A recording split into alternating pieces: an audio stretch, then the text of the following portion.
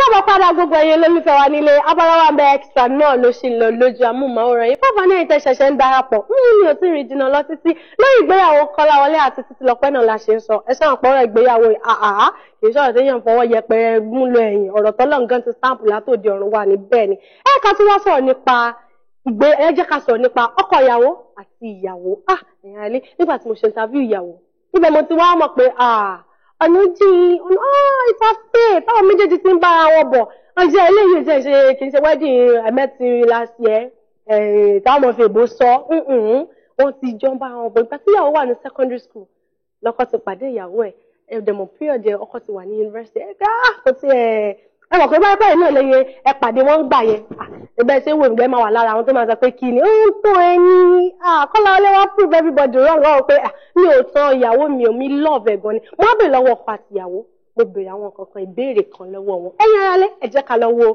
ìbéèrè tí mo bèèrè lọ́wọ́ ọkọ àti ìyàwó pàápàá jùlọ ohun tí ọkọ ní sọ fún ìyàwó àti nǹkan tí ìyàwó ní sọ fún ọkọ à ń bọ̀. Ọkẹ́ bá ń sọ fún ara rẹ̀ ó ti tó ọdún mélòó kan tẹ́ ti pàdé ìyàwó. Ṣé kò yí sí o láti 2005 ni o 11 years ago ni mo ti pàdé ìyàwó mi láti jọ pàrọ̀ together. 11 years ago. Ẹ bá mi sọ orúkọ nípa olólùbá ní. Aya ọba Ògúnlànà Títílọpẹ́. Gẹ́gẹ́ bí ìyàwó ọjọ́ tẹ̀ni báwo nínú yín ṣe dùn? Inú mi dùn gidi gan torí pé ẹni tí ọkàn mi fẹ́ ni mo yàn. Mo rí i torí pé ó pẹ́ ìrìn àjò yẹn ó wọ́ ṣùgbọ́n Ọlọ́run bá wa gbé dó. Láì sí orí ọ̀fẹ́ Ọlọ́run kò sí nǹkan tí yàn lè ṣe. Mo gbàdúrà wípé gbogbo àwọn tó ń fẹ́ orú eléyìí Ọlọ́run á ṣe nírọ̀rùn fún wọn.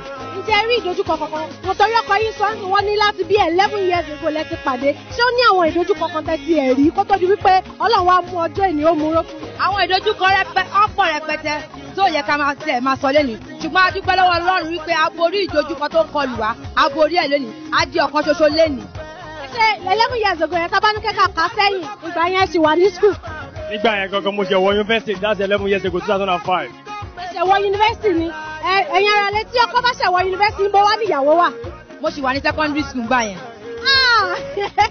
Ìyàwó wà ní secondary school, ọkọ wà ní university. Báwo lẹ ṣe wá gbà láti wò pé ìgbà tẹ wá fẹ́ wá wò pé láti primary school lẹ́tí ní àníyàn pé bí mo ṣe rí ọkọ yìí mo máa fẹ́ ni mo fẹ́ dúró. Ìdí tí mo ṣe gbà ní wípé mo ti sọ lẹ́ẹ̀kan wípé orí ọ̀fẹ́ Ọlọ́run ló gbé wa dúró. Láìsí orí ọ̀fẹ́ Ọlọ́run kò sí nǹkan kan. Nítorí pé orí ọ̀fẹ́ pọ̀ síbẹ̀ la fi wà láyé lẹ́ni ta fi dúró.